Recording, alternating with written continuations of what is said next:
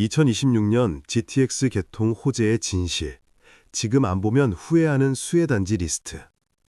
어제 오후 3시 68세 김순례 씨가 부동산 중개사무소에서 계약서를 들여다보고 있었습니다. 경기도 수원의 한 아파트 매매 계약서였습니다. 중개사는 지금 사지 않으면 평생 후회한다고 말했습니다. 내년에 GTX가 개통되면 집값이 2배로 뛸 거라고 장담했습니다. 김 씨는 평생 모은 돈 3억 원을 모두 쏟아부으려 했습니다. 하지만 막상 도장을 찍으려니 손이 떨렸습니다. 정말 GTX 때문에 집값이 오를까요? 혹시 속는 건 아닐까요? 바로 그때 옆 상담실에서 큰 소리가 들렸습니다. 1년 전 GTX 호재로 집을 샀다가 지금 손해를 보고 있다는 어르신의 울부짖음이었습니다. 많은 중년과 시니어분들이 GTX 호재에 혹합니다. 중개인들은 장밋빛 미래를 그립니다. 하지만 과연 모든 것이 사실일까요? 오늘 이 시간 GTX 호재의 진실과 거짓을 명확히 가려드리겠습니다. 어떤 지역은 정말 오를 수 있고 어떤 지역은 함정입니다. 끝까지 보시면 여러분의 소중한 노후 자금을 지킬 수 있는 판단력을 얻게 될 것입니다. 먼저 GTX가 무엇인지 정확히 알아야 합니다. 수도권 광역급행철도의 약자입니다. 기존 전철보다 훨씬 빠릅니다. 서울 강남까지 30분 안에 도착합니다. 경기도 외곽에 살아도 출퇴근이 가능해집니다. 이것이 GTX의 매력입니다. 하지만 여기에 함정이 있습니다. 67세의 박영수 씨가 이 함정에 빠졌습니다. 박 씨는 1년 전 경기도 평택의 아파트를 샀습니다. GTX가 들어온다는 말에 혹했습니다. 중개사는 확실한 호재라고 장담했습니다. 지금 사면 1년 후 2배가 된다고 했습니다. 박 씨는 믿었습니다. 퇴직금 전부를 쏟아부었습니다. 1년이 지났습니다. 집값은 어떻게 되었을까요? 오르기는커녕 떨어졌습니다. 박 씨가 산 가격보다 5천만 원이나 하락했습니다. 평생 모은 돈의 일부가 증발했습니다. 박 씨는 후회했습니다. 왜 중개사 말만 믿었을까? 왜 제대로 알아보지 않았을까 자책했습니다.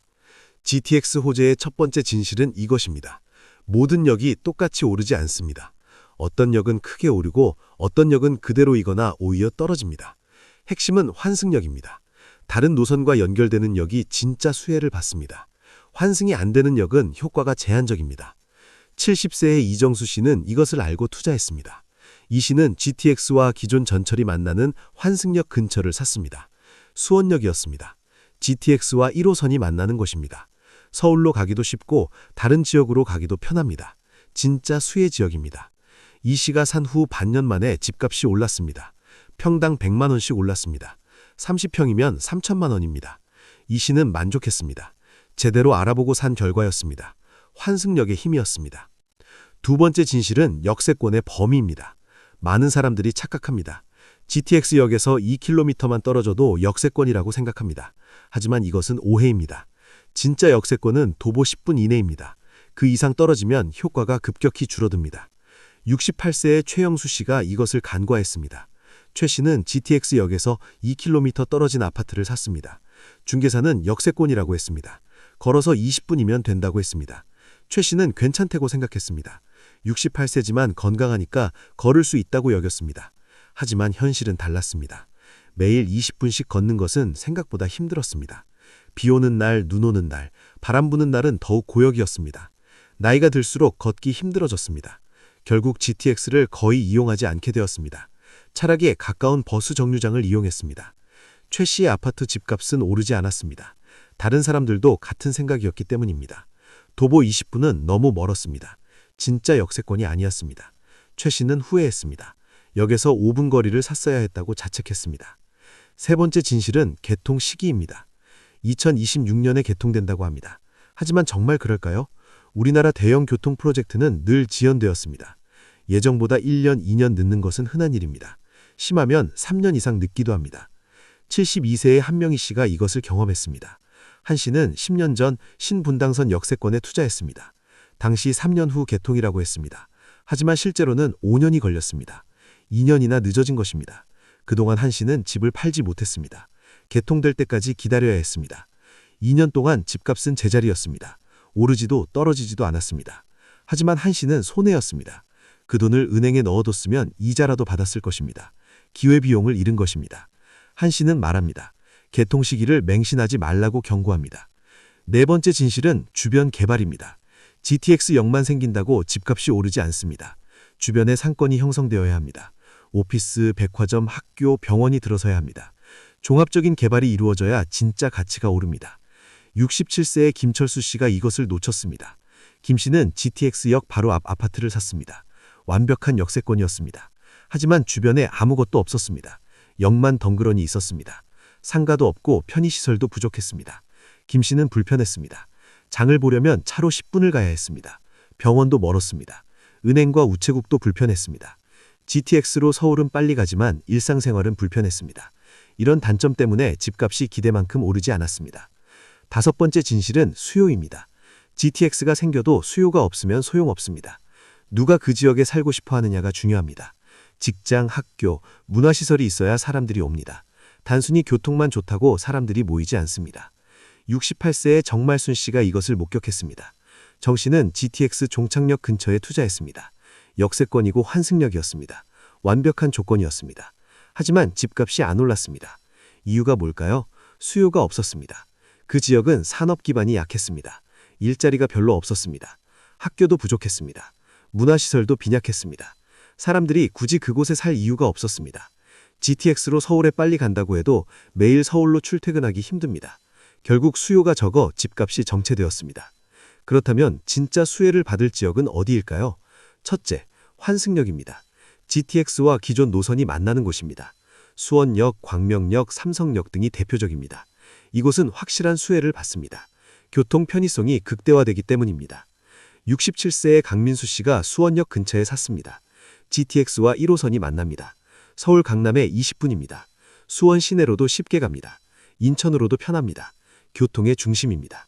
강 씨가 산 후 반년 만에 집값이 올랐습니다. 평당 100만 원씩 올랐습니다. 30평이면 3천만 원입니다. 강 씨는 만족했습니다. 제대로 알아보고 산 결과였습니다. 환승역의 힘이었습니다. 둘째, 역 도보 5분 이내입니다. 진짜 역세권입니다. 비 오는 날도 우산 없이 갈 수 있는 거리입니다. 노년에도 부담 없이 걸을 수 있는 거리입니다. 이런 곳이 진짜 가치가 있습니다. 71세의 박경희 씨가 이런 곳에 삽니다. GTX역까지 도보 3분입니다. 아파트 단지에서 나가면 바로 역입니다. 너무 편합니다. 이런 편리함이 집값에 반영됩니다. 박 씨 아파트는 같은 동네 다른 아파트보다 평당 200만 원 비쌉니다. 거리 차이가 가격 차이를 만듭니다. 셋째, 종합개발지역입니다. GTX역뿐 아니라 주변의 오피스, 상업시설, 주거단지가 함께 개발되는 곳입니다. 신도시 개발과 연계된 곳이 유리합니다. 삼성역, 동탄역 주변이 대표적입니다. 68세의 윤기순 씨가 동탄에 투자했습니다. 신도시 개발과 GTX가 함께 진행됩니다. 학교, 병원, 상권이 함께 들어섭니다. 종합적인 인프라가 갖춰집니다. 이런 곳은 확실히 수요가 있습니다. 윤 씨의 투자는 성공적이었습니다. 하지만 주의할 점도 있습니다.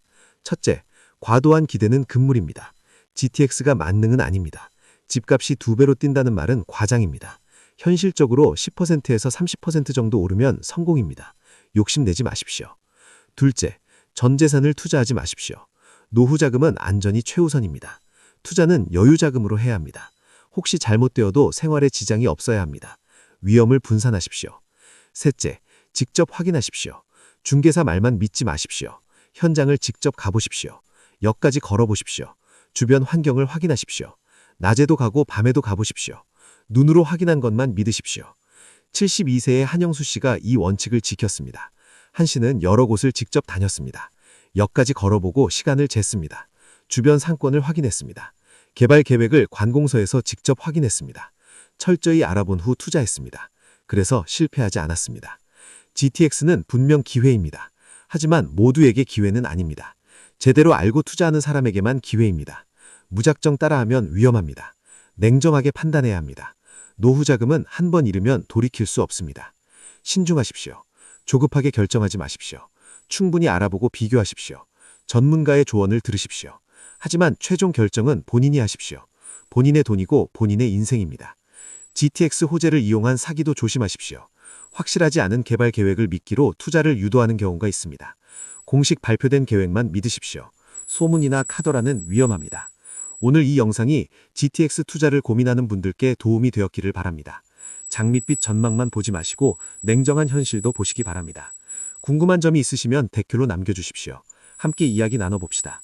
이 내용이 유익했다면 구독과 좋아요 부탁드립니다. 앞으로도 중년과 시니어 여러분의 현명한 자산 관리를 위한 솔직한 정보를 계속 전해드리겠습니다. 여러분 모두의 안전한 투자와 풍요로운 노후를 진심으로 응원합니다. 감사합니다.